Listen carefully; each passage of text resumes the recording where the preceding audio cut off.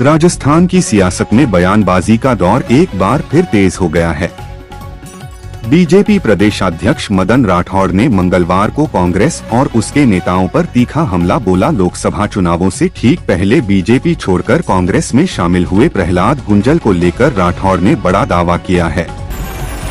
विधानसभा seat पर उपचुनाव के ऐलान के बाद राजनीतिक पार्टियों में उम्मीदवार को लेकर मंथन शुरू हो गया है। इस बीच कांग्रेस पार्टी से युवा नेता नरेश मीणा ने अंता सीट से चुनाव लड़ने के लिए टिकट की मांग की थी, लेकिन नरेश मीणा के इस मांग को एक बार फिर ठुकरा दिया गया है। वहीं अंता विधानसभा सीट से एक बार फिर कांग्रेस ने प्रमोद जैन भाया पर भरोसा जताया है। केंद्र सरकार की कई सारी योजनाएं हैं जिनके जरिए मौजूदा समय में एक बड़ी संख्या में लोगों को लाभ मिल रहा है। घर बनाने से लेकर मुफ्त इलाज मिलने तक जैसी सुविधाएं इन लाभकारी और कल्याणकारी योजनाओं से दी जाती हैं। ऐसी ही एक योजना पीएम किसान सम्मान निधि योजना भी है।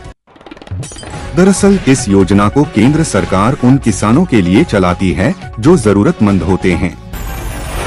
पीएम किसान सम्मान निधि योजना की 21वीं किस्त के इंतजार के बीच केंद्र सरकार ने बड़ा ऐलान किया है। 11 अक्टूबर को किसानों को बड़ी सौगात मिलने जा रही है। प्रधानमंत्री नरेंद्र मोदी किसानों की तरक्की और खुशहाली के लिए 42,000 करोड़ रुपए से ज्यादा की ऐतिहासिक योजनाओं की सौगात देने जा रहे हैं।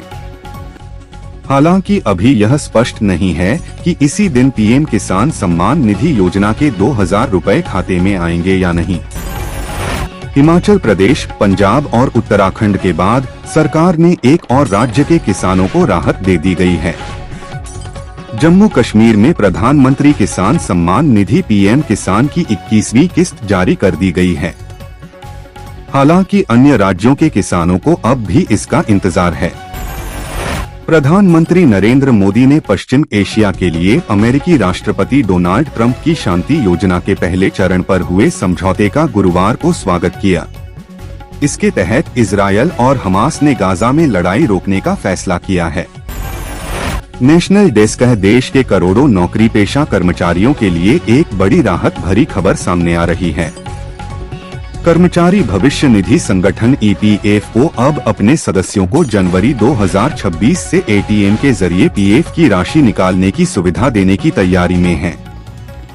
इससे कर्मचारियों को न सिर्फ ऑनलाइन क्लेम की झंझटों से छुटकारा मिलेगा, बल्कि आपात स्थिति में तुरंत पैसे की जरूरत को भी पूरा किया जा सकेगा। राजस्थान विधानसभा उपचुनाव में बीजेपी को बगावत का सामना करना पड़ रहा। वही वजह है कि बीजेपी प्रदेश अध्यक्ष मदन राठौड़ को नाराज नेताओं का मनाने के लिए आगे आना पड़ा है। दूसरी तरफ भाजपा प्रदेश अध्यक्ष मदन राठौड़ ने कहा कि कहीं कोई नाराजगी नहीं है, सभी एकजुट हैं और 7 सीटों पर जीत दर्ज करेंगे। राठौड़ ने इसके साथ कांग्रेस के आरोपों पर भी पलटवार किया। मध्य प्रदेश में दूषित कफ सिरप त्रासदी थमने का नाम नहीं ले रही है। किडनी में संक्रमण के कारण 2 और मासूमों की मौत हो गई है, जिससे राज्य में मरने वाले बच्चों की संख्या बढ़कर 22 हो गई है। इसकी पुष्टि गुरुवार को छिंदवाड़ा के एडिशनल कलेक्टर धीरेन्द्र सिंह नेत्री ने की। कर्नाटक में सभी कामकाजी महिलाओं को हर महीने 1 दिन की पेड पीरियड लीव मिलेगी। यह सुविधा सिर्फ सरकारी कर्मचारियों तक सीमित नहीं होगी, बल्कि निजी कंपनियों, IT फर्मों, MNC और वस्त्र उद्योगों में काम करने वाली महिलाओं पर भी लागू होगी। नई दिल्ली। प्रधानमंत्री नरेंद्र मोदी और ब्रिटेन के प्रधानमंत्री कीर स्टारमर गुरुवार को मुंबई में मिले। दोनों देशों के नेताओं ने मुंबई में प्रतिनिधिमंडल स्तर की बैठक की। बैठक के बाद संयुक्त प्रेस कॉन्फ्रेंस को संबोधित किया। खास बात यह रही कि ब्रिटेन के पीएम कीर स्टारमर ने अपने संबोधन की शुरुआत हिंदी में की और दिवाली की अग्रिम शुभकामनाएं दी। साथ ही उन्होंने अहमदाबाद विमान हादसे को लेकर दुख भी जताया। गुजरात के गांधीनगर में गरबा कार्यक्रम के दौरान पथराव की घटना के बाद प्रशासन ने सख्त कदम उठाए हैं। 190 अवैध दुकानों को बुलडोजर से ध्वस्त कर दिया गया है और 66 से अधिक लोगों को गिरफ्तार किया गया है। गरबा कार्यक्रम में पथराव के कारण इलाके में तनाव फैल गया था, जिसके बाद पुलिस ने स्थिति को नियंत्रण में लाने के लिए कार्रवाई की।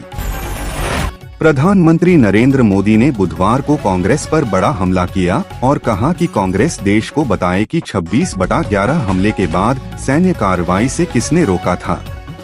आइए जानते हैं कि पीएम मोदी ने इस बारे में और क्या कुछ कहा है। फर्रुखाबाद की निसाई हवाई पट्टी पर एक निजी छोटा विमान टेक ऑफ करते समय असंतुलित होकर मिट्टी में धंस गया।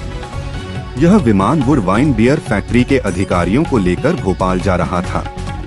राहत की बात है कि दुर्घटना में विमान सवार कोई भी घायल नहीं हुआ और एक बड़ा हादसा टल गया। प्रेमानंद जी महाराज अपनी स्वास्थ्य को लेकर काफी चर्चा में बने हुए हैं। इसी बीच मशहूर यूट्यूबर और बिग बॉस OTT 2 के विजेता एल्विश यादव ने हाल ही में वृंदावन में पूज्य संत से मुलाकात की। इस दौरान उन्होंने प्रेमानंद जी की स्वास्थ्य के बारे में बात की।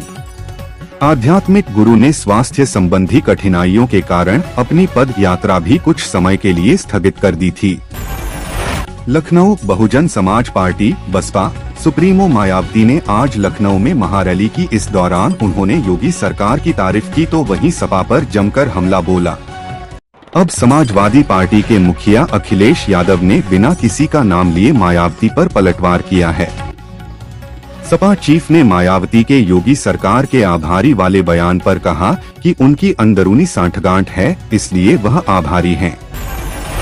चिराग पासवान की पार्टी LJP रामविलास ने NDA में सीट शेयरिंग का मामला गजब फंसा दिया है।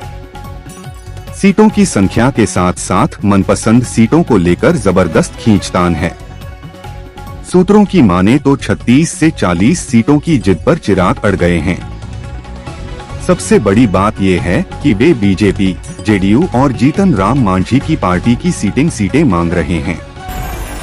आयकर विभाग की इन्वेस्टिगेशन शाखा ने आज यानी गुरुवार को तड़के एक बड़ी कार्रवाई को अंजाम दिया है। यह कार्रवाई रेलवे और NHAI के लिए काम करने वाले एक बड़े रोड ठेकेदार के खिलाफ की गई है। इस कार्रवाई से देश के कई राज्यों में हड़कंप मच गया है, जिसमें राजस्थान के 2 बड़े शहर उदयपुर और जयपुर का नाम भी शामिल है। राजस्थान की राजधानी जयपुर स्थित सवाई मानसिंह अस्पताल के ट्रॉमा सेंटर में लगी आग को लेकर बवाल मचा है। सरकार पूरे मामले में एक तरफ एक्शन ले रही है, वहीं फायर सेफ्टी की कवायद शुरू हो गई है। इस बीच ट्रॉमा सेंटर में लगी आग को लेकर फॉरेंसिक रिपोर्ट सामने आ गई है।